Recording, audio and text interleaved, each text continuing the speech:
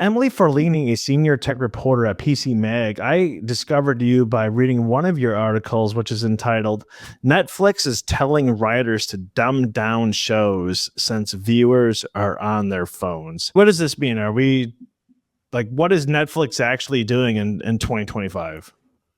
Yeah, so I suspect after my research for the article, this has been a process that's been going on for a few years and is now kind of becoming so commonplace that people know about it and it's being implemented while making a lot of shows. So basically, Netflix is telling writers to tweak their scripts to have more explicit action. So let's say someone comes in the room, they'll say, like, I'm walking in the kitchen. Like, that's an extreme example, but just really spelling out what they're doing verbally instead of just having it on the screen. So, like, another one could be if it's raining, maybe they'll talk about the rain rather than the viewer just looking at the screen and seeing the rain and the nuances of the shot. And the reason for that is because everyone's pretty much on their phone when they're watching TV these days. And so people are distracted. They have divided attention. And if you're on your phone, you're not seeing the rain. You're not seeing the person come in the kitchen. So basically I said they're dumbing it down because they are removing nuance and then what you might gather just by paying attention and kind of spoon feeding much more. So apparently they're turning back scripts, telling screenwriters and people working on shows to adapt them for this divided attention world that we're very much in. So your article, focused on Netflix, and Netflix is one of many streaming services. I mean, there's obviously like Paramount Plus, and there's Apple TV, and Peacock, whatever, et cetera, et cetera. Do you think this is just strictly a Netflix thing, or is this, you think, across all the various streaming platforms? I think it's across all to some extent. I focus on Netflix. I just think it's one of the most popular, and there is a lot out there about their strategy that supports this. But I do think it's probably all. I was kind of reading and when I was kind of researching this article that there are some platforms, right? I think I was saying that basically, like, there's only two platforms. I think this goes back to like June of 2024 last year, like 6 months ago. Only two streaming platforms that actually are profitable: Netflix and Disney Plus. And so some of the stuff I was reading was basically saying this is just a way for them to basically say, like, hey, we're going to spend less money on content, as like a polite way to say it, is they're just not really that profitable. Of course, we all know that Netflix in 2022 lost a bunch of subscribers and they've kind of like flatlined, and there's a lot more streaming services now. So is this an actual way of dumbing down the content to actually, allow adults to focus since they're always on their phone, or is it a way just to kind of cut corners cost wise? There are a couple things. So Netflix has had a lot of success introducing its low cost ad tiers. So they've seen a huge amount of people signing up for the cheapest plan, which includes ads. So they really want, and they're selling advertising packages to advertisers. So they really want people to keep the content on. So the ad runs. So what's happening here is people who have divided attention are less likely to turn the program off because they can still remember what's happening. Versus, like, if you're in your phone and you're like texting a friend or researching something or on social media, it can be easy to lose track of whatever is like on the living room TV. And then eventually you're just like, let me just turn this off. I don't know what's going on. They don't want you to do that. They want you to just keep hooked a little bit longer and probably keep playing those ads. And then the other thing is it's not just about living room TVs. They also have said they want people watching content on their phones. So that's a little bit of a different thing. Of course, you're, I think, even more distracted on your phone because, Netflix or other streaming platforms, you can sort of minimize it. Do you know what I'm talking about? It's called picture in picture, where you can have like a super tiny little Netflix and then the rest of your phone, you're doing something else. So they want you to stay there. And the more you're watching on your phone, the more analytics they get that are personal to you.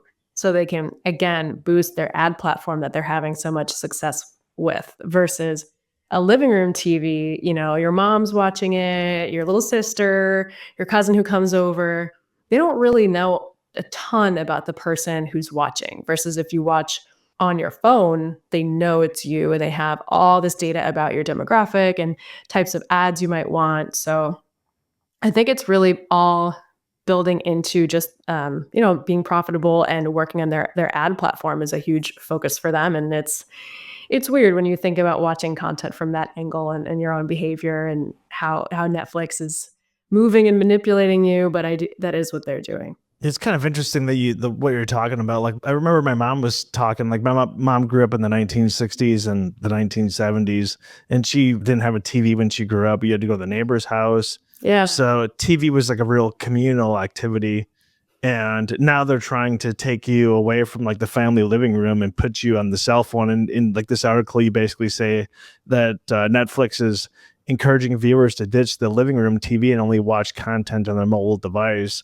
Mobile devices offer more personalized advertising experiences, where a living room TV experience is more communal.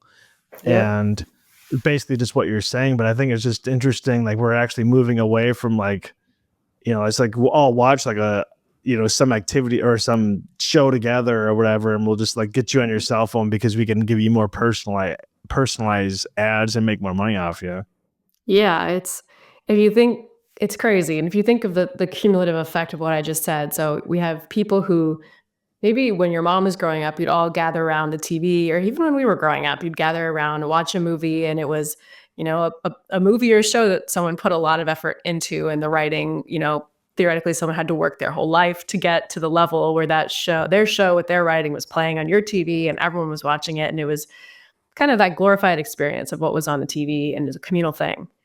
And now you're moving to the most extreme version of the trends I'm highlighting, which is you're watching crappy shows on your phone by yourself while doing something else. In your article, you referenced the N+1 magazine article called Casual Viewing, which really did like this massive breakdown of it. And in this article, they really talked kind of about how like the economic model has changed a lot. And back in the day, like, Friends or Seinfeld, etc., would have maybe 30 episodes. And then, of course, like, they would have the reruns would be kind of in perpetuity. We have them now, or Seinfeld and Friends are still like one of the most watched TV sitcoms, even in 2025. You're able to tap into the foreign market. And with now, like, you'll have, like, whether it's Amazon or you have Netflix, what we're talking about, but they'll create their own studio. So they actually kind of like own the rights. So they never really have to pay out residuals or these fees. Often these shows, instead of having 30 episodes, they're like 10 episodes, or even a lot of them are even like 6 or 8 episodes. And so you kind of put it like the writers, the actors, the producers, the directors, in kind of like this precarious financial situation. Basically, the article was saying there's no longer like a Hollywood middle class. You basically have like kind of like the Hollywood plebs, and then you have the Hollywood elite. And so like the whole, like, this whole market has changed from Netflix. It's just interesting to see like how, and I think if you kind of look and see a lot of like the big movies and the big TV shows, I think they've kind of progressively gotten worse over the years. Yep. Yeah. Agreed completely. This article for me kind of made me think, maybe we're out of the era of peak TV. Remember when people were talking about that? No, I don't remember that. What like, year was peak TV?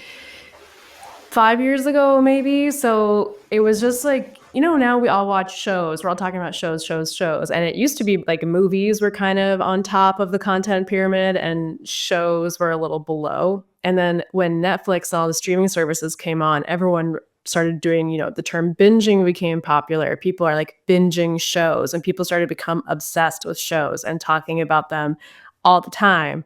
And TV superseded movies in the zeitgeist as like what people wanted to watch. And so this was like, like Mad Men, like during that time, or just all these shows on streaming services that just became crazy popular, Game of Thrones.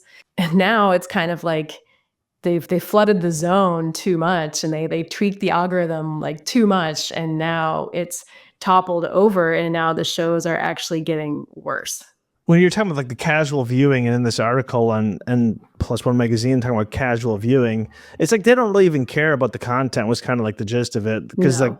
you Yeah. just have Netflix on, then you're doing your laundry or whatever, which is basically what you used to do with like the radio. So it's almost like when you're talking about how they're just like announcing what they're doing in the script, like, hey, I'm currently in a forest, like hiking a trail. Well, it's like, because the person's not even watching the show, they're just kind of have it on in the background. And something, was it like 70% of shows on Netflix have less than 5,000 views, and it's just like they have this massive catalog, but they don't really necessarily care about peak TV or whatever. Yeah, we're past it. Like, a massive catalog is part of it too. There are too many shows. So yeah, I don't think it's peak TV anymore. I think people are having a really hard time finding anything they want to watch on Netflix, or any streaming platform. Even if you can watch the whole series, you can binge it. That's not really what people want anymore. They just want something good. Yeah, I was reading an article that was saying that in 2024, streaming services made 23% less money than the previous year, which would be 2023. Do you think that 2025 will see that continuation? Or, I mean, especially if they're dumbing down these TV shows. Do you know which ones that was? I didn't know that streaming platforms were losing money. I have seen, like I said, a lot of success with the ad tiers.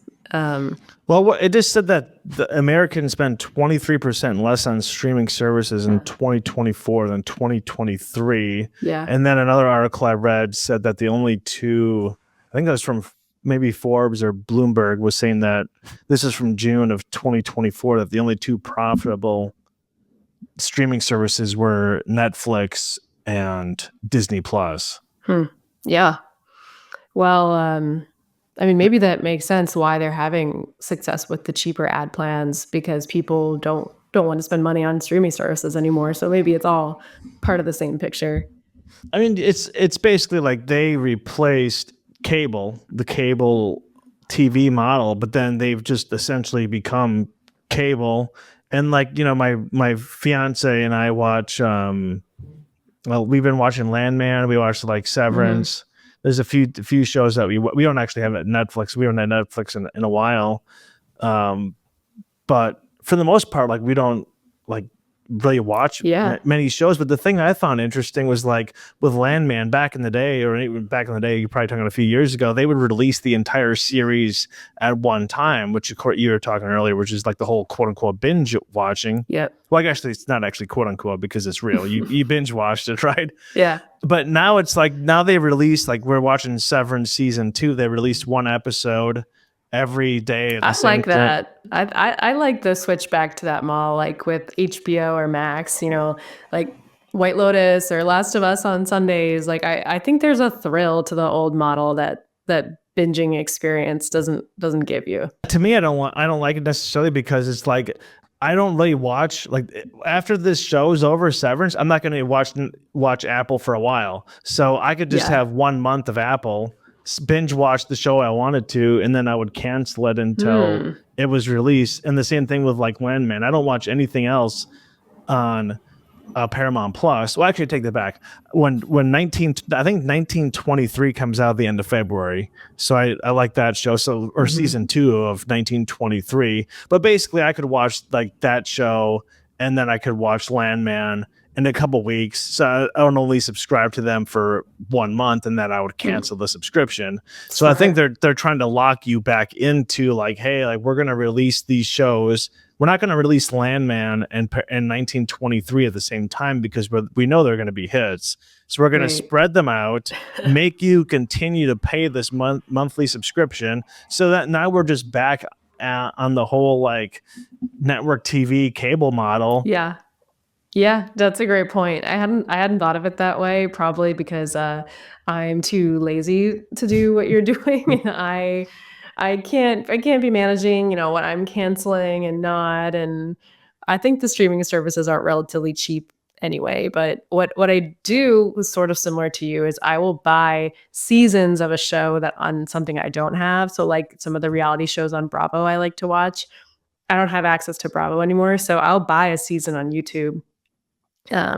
Which I don't know, was that something you would do? Like if you just wanted to watch an Apple Plus, like one season of something, would you prefer to just buy it rather than start a subscription and cancel it? I guess it depends on the price. I would personally, I don't think there's anything that I want to watch that much where I'm just trying to look at, there's so many different things to watch. I more like read books and whatnot. Like I said, I haven't had Netflix in years. So I guess, Well, like with Apple, is it Apple? Yeah, Apple TV Plus. You said you're buying it for a month to watch one show and then canceling your subscription. But maybe it'd be easier for you if instead of fully subscribing and unsubscribing, you just bought the ability to watch a show like I just said. Yeah. well, usually it's cheaper. Like the Apple. I mean, first Yeah, off, it like is. you just get like the Apple. Like we have a free subscription, so we're not even paying for it right now. But I think even Apple isn't Apple TV like $6.99. Yeah, it like, is cheaper. It's cheaper because I'll look at like my wife or fiance and I just watched Eastbound and Down, and I was looking at like if you wanted to buy the seasons, it's like $20 a season. Totally So you could or you could get like HBO Max for like I think it's like $8.99 with commercials or something. So it's like, well, why would I buy the show when it's twice as much as actually it's more than twice as much if you factor in each it's 4 seasons, whatever. So no, I think it's more expensive to buy the one show. And then how often are you going to watch the show? After you watch the show, you're not watching it again. Yeah, you're done. Yeah. And then like a lot of these shows, they're just not that long too. I mean, like let's just say you want to watch like the reruns of like Friends or Seinfeld or Big Bang. They're like 18-minute episodes without commercials. I mean, that's like the whole binge watching. You could spend like 3 hours and watch like half a season or whatever. Yeah.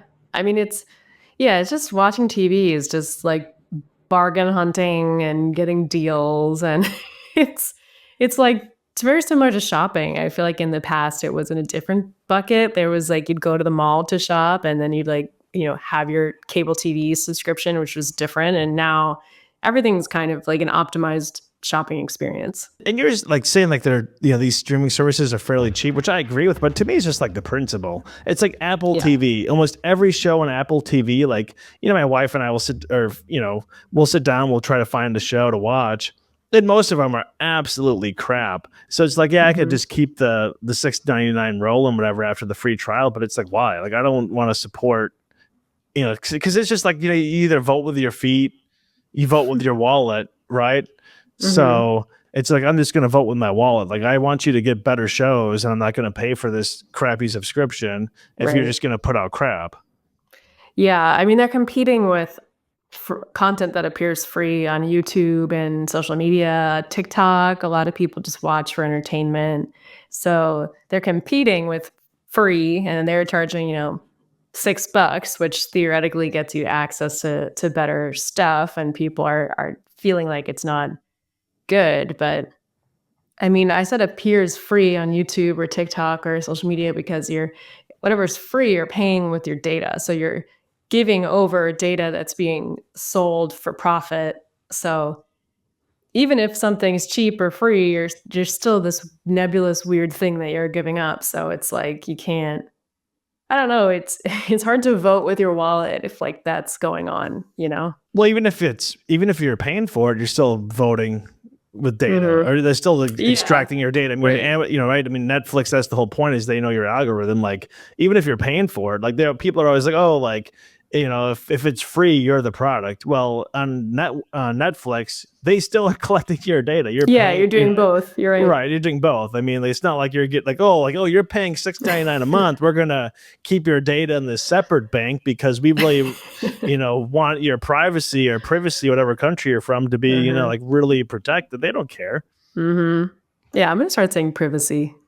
That's how the British say it, right? I mean, Yeah, well, it's an interesting. I was talking about all this stuff like the night before I wrote that article. Actually, it was I was out to dinner in New York with 2 friends. So there's the 3 of us, and of the 3 of us, there's me. I'm a journalist. Then there's another friend who's writing a book, and then there was the 3rd friend who brought this up, and she's a TV writer. And she's had some success. She's now making a show with Kate Winslet. They're filming in London. And so she was kind of like the insider. And so the three of us are all in the content creation world. And we were they were visiting New York, so we were waiting in a long line for pizza for a place like New York Pizza that was highly rated. So there's a huge line down the street, and we're talking about state of content today. She's telling us about what she's seeing at shooting this show with Kate Winslet, and she alerted me to this issue of them actually dumbing down the shows and like kind of making the content worse, which apparently people are talking about like in Hollywood and is a real thing. And that's what led me to investigate it and write this article. And then I found so much stuff online that supported it. And so just all the information I was getting kind of made me feel like, oh, this is a real trend and we're kind of in trouble. Like our content, our culture, our standards of what we watch, and like you're talking about what we give businesses, I think are really questionable right now. If she works in the industry, I mean, what did she, I mean, I guess in this conversation, the pizza line, the stuff that you can share, but what were her kind of thoughts on it? Especially, I mean, like we had the whole writer's strike. Was that, I don't know, was that a year ago now, or maybe a little over a year ago now, right? So, and from what I've read, like after the writer's strike, they've just been hiring less writers. They're saying it's due to other reasons, not necessarily like sticking it to them, but yeah, we didn't talk about the writer's strike, but yeah, I think it's really hard business and content anywhere right now in TV and books and journalism and podcasting and any content creation. It's a really hard space just because of all the economics are tough. Everything's so cheap now. There's not a lot of money going around. There's a lot of money flowing to the top of, the owners of YouTube instead of the YouTube creators, or the owners of Netflix instead of the people like my friend writing the shows that they play. So it's tough, but I don't know. I think she's able to find some success and making it work, and they're not hiring an AI over her yet. So I don't know. How long has she been writing for? She started as an actress, so she's been in the industry, and then I don't know when she's maybe 5, 6, 7 years started like writing screenplays. Has she noticed any major changes between now and when she started 5, 6, 7 years ago? I am sure, but we didn't talk about it yet. You discussed this in the pizza line? Yes. No, I didn't. It was it felt long line. We did talk about some good stuff, but it wasn't quite like the 3 hours that we would need to get into all that. I mean, so you're in New York, so you were having a thin crust pizza. Oh yeah, it was really good actually. I was skeptical, like, why am I waiting in this pizza line? And then the pizza came, and I was like, this is good. Right, but if you were in like say Chicago where you had deep dish, that line would have been longer because it takes longer to bake the fuller crust. So, I mean, this line was kind of moving along at a fairly rapid pace from what I'm hearing. I like that analysis. It's true. That's true. So you kind of were talking about this article where you mentioned that people are watching these shows on their phones, so they're distracted. And so I kind of, earlier we were talking about possibly just being an excuse to kind of make shows cheaper. But then the other situation is if you take them at their word, are adults just this distracted nowadays where people are just always on their phone? And then it just kind of makes sense where it's like people are more concerned about, I don't know, catching some update on their iPhone, but they still kind of want to watch a TV show, but then they're also like checking their email and whatever. So does this kind of then make sense just from like a Netflix perspective to keep your audience? Because you don't want people like, oh, this show's too complex and not watching shows anymore. So then you leave for one of the other 30 billion streaming services. Yeah, I mean, that they make these decisions off of data, and there are a lot of studies that show. I cited one by Facebook that 94% of people in the study were on their phone while watching TV. So Netflix is doing all their own studies. I know that I heard at one point that HBO, back when it was HBO, in their show creation and testing process, they, would put people like test watchers in a room and track their retinas and see how often they're looking at the screen versus their phone. They'd also do things like track which characters they watched the most, so you could see what people were most interested in. I am sure they look at things like how often people fast forward, how often people don't, complete a show. So they are the masters of, TV watching behavior studiers. So I do think, from what I've seen, there are a lot of shows that show people are on their phones while they're watching TV. And I am sure that Netflix knows that, and that's why they're adapting their strategy. That article that we were kind of referencing basically was saying like, the quality has gone down, but the content has gone up. But then I even wondered, like, do people even, care about having like a great show? Like if we had the modern day equivalent of Friends or Seinfeld or Cheers Hmm. or whatever, would people even care? Hmm. Because they just wouldn't be that interested because they're on their phone. I mean, people talk about like, Stranger Things and some of the other Yeah, that's a good one. shows, but those shows were like 10 episodes and there were like 4 seasons. I mean, to think, like Friends was what, like 10 seasons, I don't know, probably close to 30 episodes. The same thing with Seinfeld. Seinfeld was, I believe, 10 seasons, and they were doing, I don't know, 26, 28 episodes. Like, that was pretty standard. I mean, think about like all the Star Trek series. I mean, when people Yep. ever have the time to like fully engage in something like that, I mean, the only thing that I think people really watch in real time and are really kind of committed to is maybe like pro sports. You see like the Mhm. NFL, and then you have Netflix now, where they had the 2 NFL Christmas games now. Like they're Yep. trying, which goes back into them getting back into kind of like a more of a Yeah. traditional model. Yeah, you're absolutely right. I think the live sports thing is definitely getting back to a more traditional model.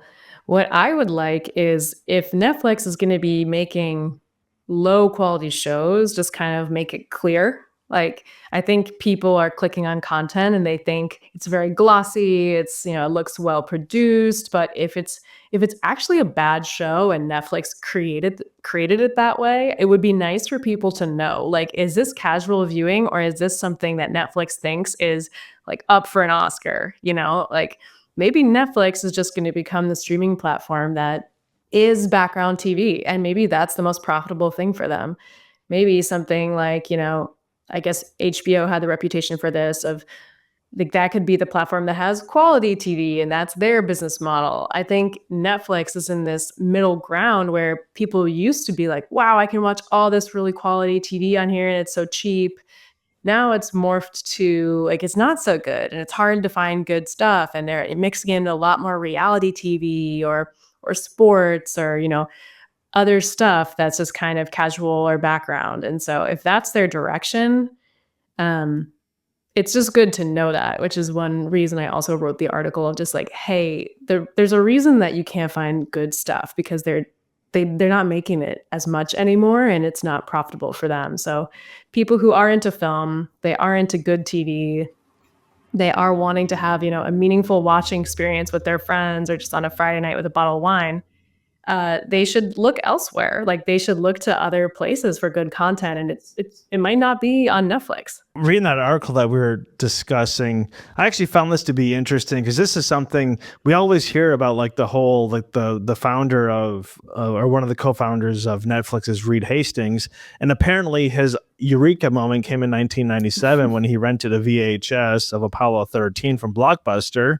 Then he forgot about it. A few weeks later, he returned it to Blockbuster, and then he was shocked that he had $40 in late fees.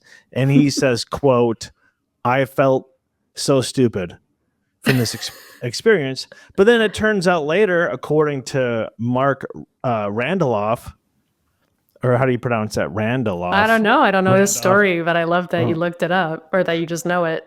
But yeah, Mark Randolph. I feel like I'm pronouncing it wrong. If I'm pronouncing it Mark, Randolph? I would apologize, but I don't care that much. But basically, Marky, who was also the co-founder of Netflix, he apparently in 2002, after he quit Netflix, he explained that Reed Hastings actually made the whole story up, and that it was, in his words, quote unquote, a lot of crap. End of his quote.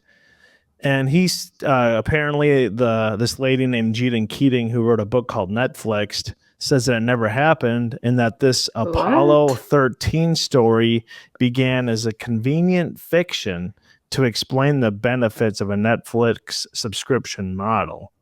And then apparently in the mid 2000s, he was told not to tell the story because Blockbuster went up, looked up his account, and it turned out he never had this. What? So That's like, crazy. and like, like I heard the whole like, I don't know if this is true, but I saw like some quote unquote documentary of Jeff Bezos when he was starting Amazon. They said that he started this whole thing in his garage, but apparently he just like rented a house that had a garage and he put like a table in it. That way he could be like, oh yeah, we started it in the garage in Seattle. When of course it, like they all need to have like this founding story, Interesting. but it just seems like but apparently from this article I was reading that he, because he originally they offered the DVDs, but he just knew that they were eventually going to stream, but the internet wasn't fast enough at the time, so they were just trying to create. They were losing money, of course, at this time, but they were trying to create a subscriber base, basically an audience. So I don't know if I believe that they knew they were going to turn it into a streaming service. That's too much foresight. That's what he says. Well, the guy who made up his late fees. That's Reed Hastings, of course. He's a known liar now, so maybe he's right. He's a known liar of things that are not even a good enough story to lie about. Like, you could have come up with a way better story of something that happened at Blockbuster than that. Yeah, it's true. The whole Netflix right now, we've mentioned there's two profitable streaming services, Netflix and Disney Plus. But those are like really old companies, right? Netflix is really the first streaming service, and of course, Disney. Disney goes back like really far. You want to talk about Cinderella and Snow White or whatever, like they have a whole catalog, and that kind of was a big hit to like Netflix too, right? Because Netflix used to have all these catalogs, and then because no one really considered Netflix to be serious, so then they started, once they were successful, all of a sudden like Disney's like pulling their catalog, like actually no, we're not going to give you access to that, we're just gonna it's something like Friends. Friends used to be on there. A bunch of like these big shows used to be on there, and they kind of, so like now they're, not only are they fighting competition, but they're a big part of their catalog is actually, well, I shouldn't say big part, but a successful part of their catalog is being pulled.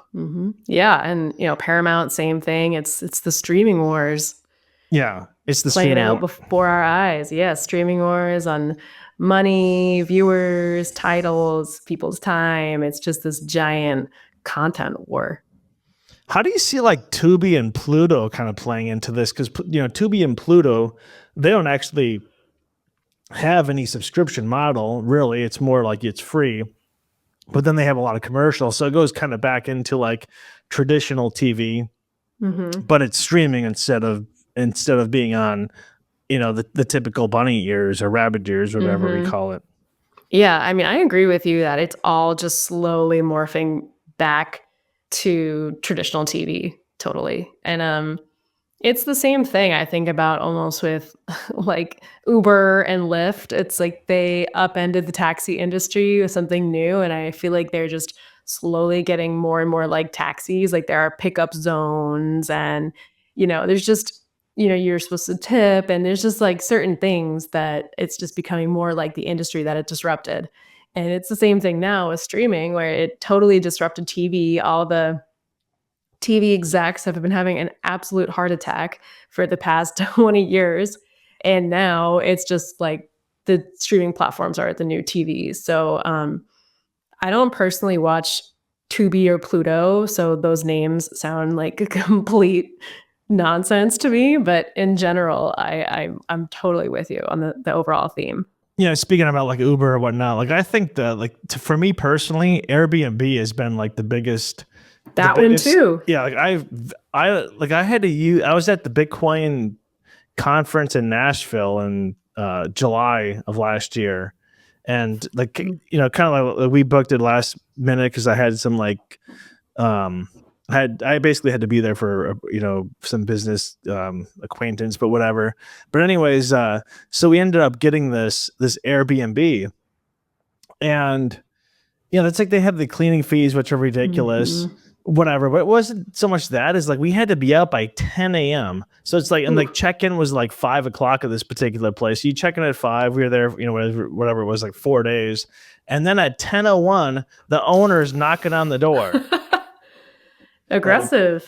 Basically it's like, get the fuck out. It's like Yeah. 10:01. And then it's like, okay, you got to take your own trash out. You got to clean the place. And then you got to clean the place or have it, like move and ready, so to speak. But then you're also paying like a big cleaning fee. Like, why am I like paying a cleaning fee? And then at the same time, I'm having to like clean the place. You gotta take. They made you clean it? Yeah, it had to be like basically in the same state. Like you had to take the sheets off the bed. You had to take the blankets, the blankets, the sheets. You had to take the pillowcases. You had to put it. They provided you with a big brown trash bag to put that in. You had to take all the trash, all the bags. You had to empty that out. You had to put that in. You had to have all the dishes in the dishwasher. The dishwasher had to be ran. These are all like stipulated. Jeez, it's a lot. And you're just paying, like I said, it would have been cheaper just to book a hotel, but it was kind of last minute. We also had kind of a bigger group, but it's like, why the hell should I book an Airbnb? And like, I didn't even want to book an Airbnb. Like we just kind of were forced into it. But then like my fiance, she got kicked off she's banned from her Airbnb. Oh, wow. Because we were living in Puerto Rico during the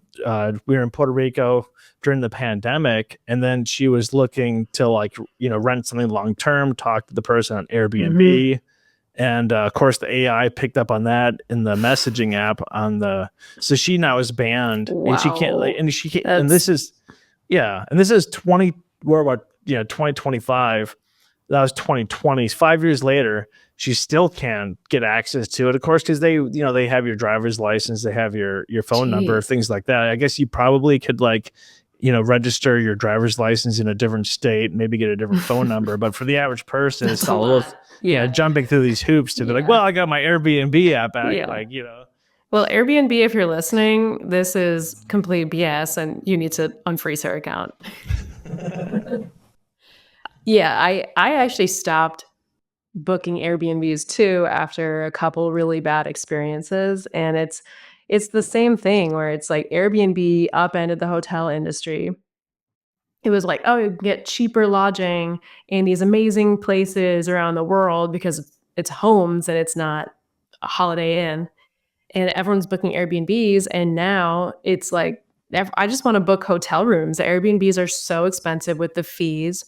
They don't come with the perks of, like a clean room and just like some of the nice stuff that hotels offer. Some Airbnbs have that, but it's almost like the price is the same now, or even hotels are cheaper because they're trying to compete with Airbnb. And the only reason I think to book an Airbnb at this point is if like there just are no hotels or if you're with a group. And it's more like not because it's cheaper anymore. It's just because of your circumstances. In the past, there was this whole wave of like, screw hotels, like Airbnb, every single vacation. And I don't think it's like that anymore. What's funny too, because you're mentioning like it used to be cheaper. Well, yeah, it used to be cheaper because what was Airbnb stood for? It was literally an air mattress that was in like a spare bedroom. But now it's like people took out these like second mortgages, third mortgages. So like now, like in order for them to actually cover the mortgage, and then of course all these like towns have like put in these like permits where you got to pay like, oh, you got to pay $2,000 a month just to have this Airbnb permit or short-term rental permit, I guess is the technical term. But it's like, so now all of a sudden their mortgage and their short-term rental and all the fees that they have is like $10,000 a month, which then just makes it cheaper to go to a hotel. But it's like the whole point of the Airbnb was the fact that it was literally an air mattress in a spare bedroom. Like it's gone so far away from the original business model. Far away. You have huge property management companies managing networks of rental properties, and it's just a business. So of course it got more expensive. They just drove it up and up and up. And I'm happy that I feel like people are kind of pushing back, especially on the whole cleaning fees thing. And people just were kind of like, this is getting out of control. Like you don't want to be woken up at 10:01. I mean, a hotel doesn't even do that. That's you don't stuff your, pillowcase on a trash bag in a hotel. Like these Airbnb people, like they're asking too much and making too much money. So Emily, you wrote some articles recently about DeepSeek, and just kind of switching. We're going to kind of tie Sure. DeepSeek into the Netflix. But one, do you think that we will eventually just have a bunch of like AI written scripts, or do we already have that on Netflix? And then how does DeepSeek change kind of the whole AI ecosystem? Yeah, I do think having scripts that are a little more dumbed down or having lower societal standards for scripts can make it easier to replace, you know, a lowbrow human written script just with an AI. So there's that. There's also that AI can create scripts and it can create, shows, and you could write it with an AI. So you could have a person using the tool to do that, and it could kind of change the mix of human and computer that we see today. I really hope that we still have authentic, human written shows that reflect the human experience and do all the things that art and then film are supposed to do. So we can only hope that people still have an appetite for that, but we'll see.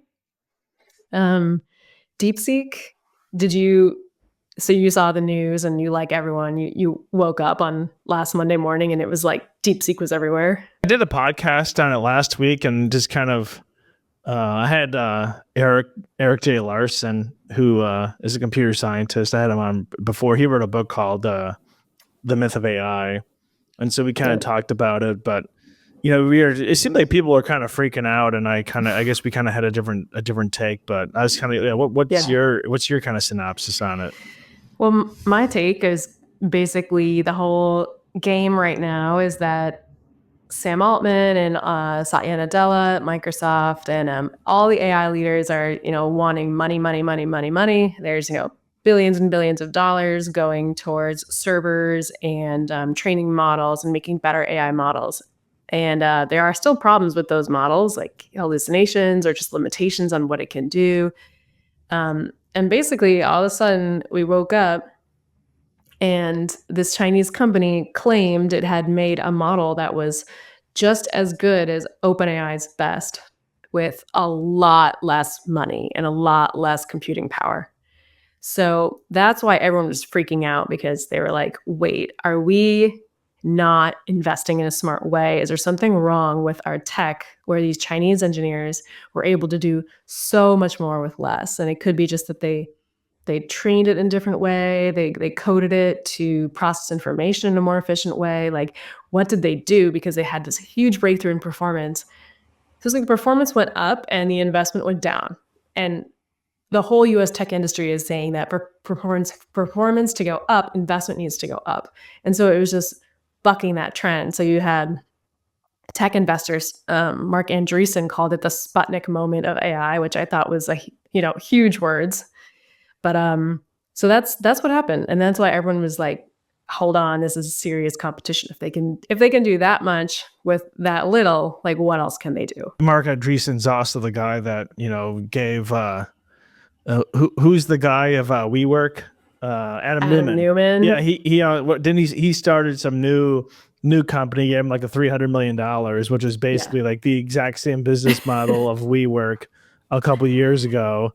They just like changed the name of it. So I know. He's an investor with a grain of salt. He's not running an AI company. Also, WeWork is funny because we could have talked about WeWork in our last conversation, part of that whole theme. But and there's also some interesting controversies on, is it even true what this Chinese company is saying? Because they said they trained on a certain type of NVIDIA chip that's for gaming and is not a super, super sophisticated AI chip. And the reason they said they did that is because there are trade sanctions where they can't buy those NVIDIA chips from the US that they really would need. But there are so many reports of China finding ways to get the chips and breaking the law and going around those trade restrictions. So we know that that company stockpiled a certain amount of the chips they really would have needed before the trade restrictions went in place. But it's like, did they just keep getting it? And did they actually just lie? And did they just build a model using the exact same stuff? And then OpenAI came out and was like, hey, they actually just trained it on our model. So they just stole all our work. And I will say there might be some truth to that, because I tested DeepSeek versus ChatGPT and asked them the exact same questions, and the answers looked very, very similar. So, I mean, data is kind of commodified. All these AI companies are just sucking up the same data, but yeah. So there's just a question of like, did they just steal tech? Did they lie about how they made it? And does that change the whole Sputnik narrative that people are saying? I've compared the two kind of side by side, and I agree with you. They're pretty similar. But I find it rich, though, that like Sam Altman and OpenAI would accuse them of stealing stuff when they've just stole like YouTube videos, probably, Of course. our podcast and all the data that they stole. So it's Yes. like, it's the whole like rules for thee, but not for me. So it's like kind of, I would say that I feel bad for Sam Altman, but I would be, of course, lying if I said that. So, Oh yeah, I'm like gleeful that Sam Altman's pissed. And I mean, he's using my articles too. I've seen my articles show up in search results very directly. So I don't feel bad for him whatsoever. But there are nuances of just the whole thing on like, would you pick your poison? You want like Sam Altman and the slimy US tech industry to win, or do you want like the slimy Chinese tech industry to win? So it's like, whose team are you on? To me, it does seem kind of like this is just a thing to come, though, because like people always want to talk about like first mover advantage, but the first mover advantage is usually actually a disadvantage. It just is some like thing that people talk about. I mean, look at like social media. It's like Facebook wasn't first. You of course had MySpace, and then MySpace had all sorts of issues with like you'd have like minors posting stuff, and like they were getting sued, and like people acted as if like somehow Facebook was, superior, which I mean, they basically just learned from I mean, maybe it was, but it's because they learned from the mistakes of MySpace. And so like this whole ChatGPT versus DeepSeek, well, they're calling it, was it like distillation, where basically they're saying that DeepSeek essentially just distilled the model from OpenAI. Well, if that's the case, someone else spends $200 billion or whatever, and then the other company just distills that model. But then the question is, well, why spend the money if someone's just going to like distill your model or whatever? So just you kind of get into like this like zero sum game of like getting your ass destroyed. I don't know. Like I don't know. It's a good point. It's a good point. I mean, I saw that with I write about EVs a lot as well, and we see that with Tesla. They weren't the first to make an electric car. There were many other electric cars before them, but they, to your exact point, learned from it, and they were like, charging's been an issue. We have to put so much money and effort into the charging, or we've just studied the whole thing, and then they learned from it and built a different strategy. So I think you're exactly right. So the question is like, what does that mean for OpenAI? Are they just on a collision course to just be taken over? Let's just say we take the Chinese and DeepSeek at their word. Well, then if that's the case, like, is this essentially AI is just then the next internet? Instead of having it be HTTP, it's now just AI version whatever, and now it's just a commodity, because you can now, especially like DeepSeek was it's open source, so if you have a small company, you can take that source code, tweak it to your business needs. You don't have to be paying like these or OpenAI all these fees and have access to their APIs if you already have your own internal data, whatever. Like it just opens up all different kind of doors, so to speak, if that actually is true. And of course you could run it in-house because you don't have to have the advanced chip, so it'd be significantly cheaper to run, so you could actually make it feasible. Yeah, I mean, if you have the right software engineering skills, for sure. That's one thing. Open source, they kind of say, oh, anyone can do it, and it's like, I can't do it. I don't have the skills to figure that out. So there's, I think, a little bit of nuance there, but it still has a huge business implication, specifically because businesses hire people who can do that. So yes, that's just my personal like kind of bone to pick on the term open source, but in general, yeah, I mean, if they can do something that OpenAI can do for cheaper, then the market will speak and choose it, maybe at their own peril because there's a tons of data issues, but that's everywhere. Yeah, it's everywhere. Yeah. And then you kind of mentioned the whole WeWork stuff that we could have talked about. I mean, what is and I've watched the show We Crashed. I've actually read a few books on Adam Newman Nice. and WeWork. So I'm very actually interested in this topic. So give me what are you discussing here? Oh, I was just saying it's the same thing where they came in and they disrupted the idea of office spaces and rentals for commercial businesses. Like you don't need to have a whole floor of a skyscraper, and you can have a startup and you can literally rent just a room in an office building. And then you can benefit by collaborating with other startups that are there in other rooms. And they changed the commercial business model, but then they crashed and burned. And now people are just not really using WeWorks. So it was like they caused this whole hubbub in a traditional industry and they were successful, but now we're still kind of back to like where we were before. How much of these quote unquote like market disruptions though is actually due to the innovation idea, or how much of it is just due to the fact that all these prices are artificially low because of all the VC and investor Yeah. money? It's Yeah. like, yeah, you're talking about WeWork. Well, yeah, WeWork, like, people were talking about, oh, you can go into this office, you got beer on tap, blah, blah, blah. Mm-hmm. But it's like the prices were artificially low because you had investor money. They were probably paying for the beer on tap. Yeah. And the same thing with like Uber. Uber was losing money for years. They were essentially, the VCs were essentially subsidizing the fees, the Uber fees. And you could go, I mean, even like Netflix, I mean, how many profitable quarters did Netflix have before 2007 or whatever? The first 10 years, it wasn't too many Yeah. profitable quarters. So when people always are like, oh, we're disrupting an industry, like if I were to open a restaurant and Bill Gates gave me $20 million, I would disrupt the whole community because I would just be like offering 4-cent chicken wings. Like, oh my God, did you hear Yes. about Jesse's restaurant? He's got the best wings in town. 4 cents. Yeah. Like but I'm a disruptor, bitches. Like I'm a disruptor. I mean, does it really mean anything to say that? I mean, yeah, I think you're totally right. I think they did offer a new way of interacting with the world or a new thought process, and then they got the funding to play that out on a big scale. And then it's just the question of like, can you make it profitable? And I think, yeah, in the last couple decades, companies had a huge amount of leeway and years and years and years. And now there was no expectation they'd make money. Same thing's happening with AI, like OpenAI is not profitable. Like none of these AI companies are profitable. So it's like, is that gonna matter? I think is a big question. to me, the biggest thing that I kind of took away from the whole DeepSeek thing, if this is true, was that if they're actually running these chips that are not that advanced, well, then you can get by without having to use as much electricity. Because that's like, people don't really talk about that. Like people are like, oh, like cloud computing, and they make it seem like cloud computing is this like pie in the sky thing.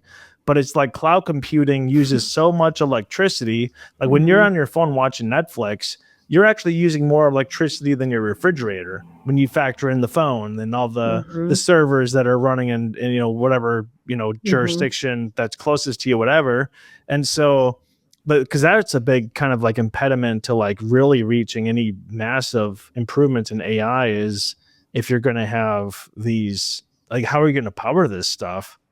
Good point. And I thought that was a great challenge to the US AI industry because AI is not, it's a lot less fun than I'd like it to be right now because I'm so aware that it is so wasteful. It's like I know there's tons of potential, but it really kind of feels like at what cost? And, asking it one question uses, like gallons of water because they need water to cool down those servers that are the cloud computing. So it's so resource intensive.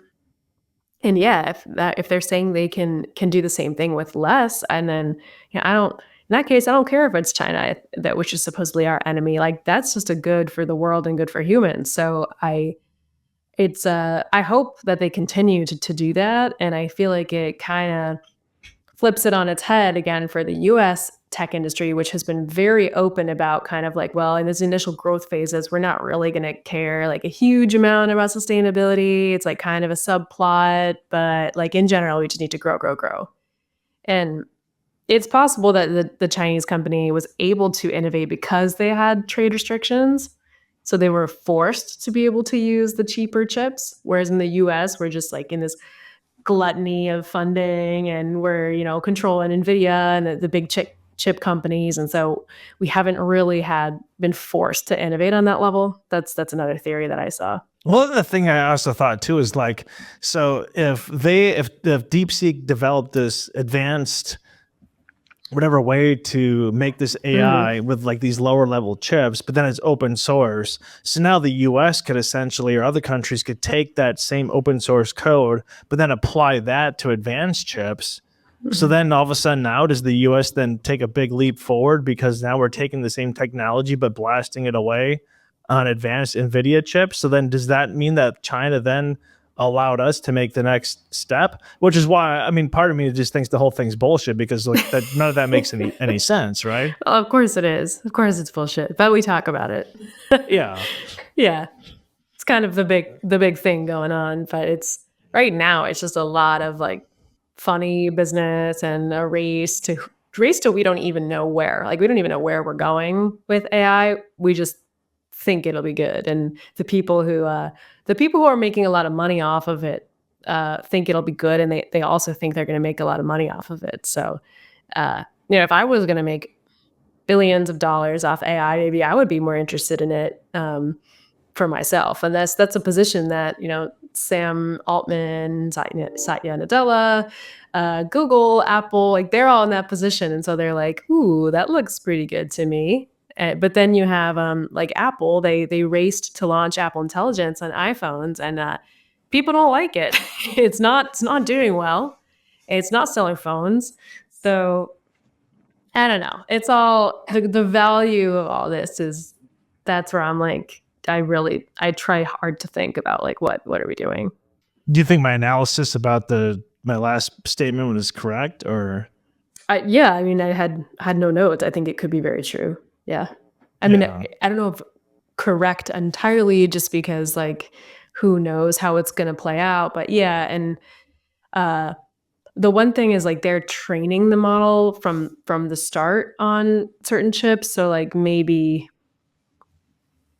I don't know, maybe if they had better chips, they could have trained it better from the start and they could control it. Whereas now, if they're lobbing it back to us and then we're fine tuning it and tweaking it and running it on better chips, maybe we could, take the football, but I don't know. I don't know what's going to happen. Do you think like, I mean, Apple just seems like they were this cool company for years, but it seems like they really haven't innovated that much. And a lot of their products have actually gotten worse. I mean, there's a lot of people, I mean, I watched the All In podcast. I don't know if you watched them with, Chamath and, Jake Hell, etc. But they're, complaining about like the latest iPhone. Like, man, like we have so many issues. Like I had to basically like return it, Yeah. Like, but it's like app, before they were like everything Apple touched, essentially turned to gold, but nowadays it turned to silicon. Is that more valuable, whatever? But turn to lithium. Yeah, turn to lithium, right? Yeah. Well, they're still like the most valuable company in the world, so they're still churning out gold. But I just think cell phones are such an advanced industry at this point that they are really at the limits of like able to wow us. You remember the whole phase when it was like phones, there was flip phones, there was Blackberries, there were sidekicks. Like that was a period of great innovation with phones. And now they all look like this. It's just, they all look the same. They do such similar stuff. I think the industry is way too mature. And that's why Apple is experimenting with, AirPods. Those are like a really good innovative product that are now like hearing aid certified. Okay, whoa, that's new. That's probably one of their best ones.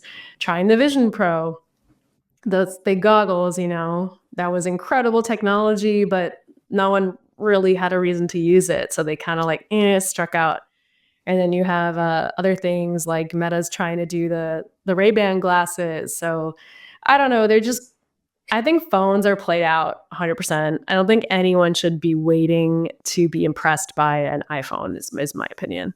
It's kind of funny talking about like AirPods, but it's like, my fiance with her work, she's around a lot of like 20-year-olds, and a lot of them just go back to like the big headphones with the cord. And me too. I have these right now. These are, not hip, but I like them. Yeah, and she was asking, some of her coworkers, like, "Oh, why do you like these so much?" And they're like, "Well, like I've had like 3 pairs of iPods, and they're so small, you just like lose them." So they're like, "There's no way in hell you're gonna lose this. If you lose it, like maybe you probably were on some bender or something, but like that's on you. It's not like you're just like, on an airplane or something, and you just someone brushes against you and it falls out of your pocket or whatever. Like it's just." I'm in the same boat, and I also just don't like to have another thing to charge. Like, I don't want to keep track of charging like every single thing I use throughout the day. It's just too much. I just want to plug it in and it works. Like, what a beautiful thing. We didn't need to reinvent that. But the stuff like hearing aid capabilities, I think is valuable and cool. So that's kind of a different thing. If you're talking more of a medical device, I mean, that's different. If you can't hear, like that's you're willing to make that sacrifice to keep track of that. But if it's just like another, like you said, another thing to charge, just charging all day. Like it's just, we're gonna do this the rest of our lives. Well, if we have the wireless internet or wireless charging, didn't Nikola Tesla have that like 70 years ago? If we get that, like we'll be, of course, then those EVs will be a lot better when you can just be charging on the road while you're driving. Yep.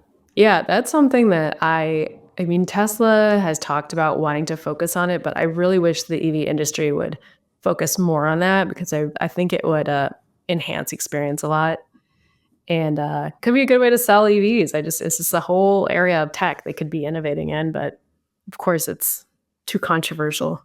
I've had people or guests that have talked about that, how at some point we'll just have, you'll be driving down the highway and your car is charging constantly. But you think I couldn't even imagine in the US, a country this size, like having the infrastructure to put that in place. It depends on how good the tech is. So the issue right now, which they are working on rapidly and is making a lot of improvement, is that you have a wireless charger that goes under the car. So it's like a pad on the ground and the car drives over it. And it wirelessly charges between the pad and the battery, which is at the base of the vehicle. So right now, they're really focusing and having breakthroughs on the energy exchange between the two, making it more efficient.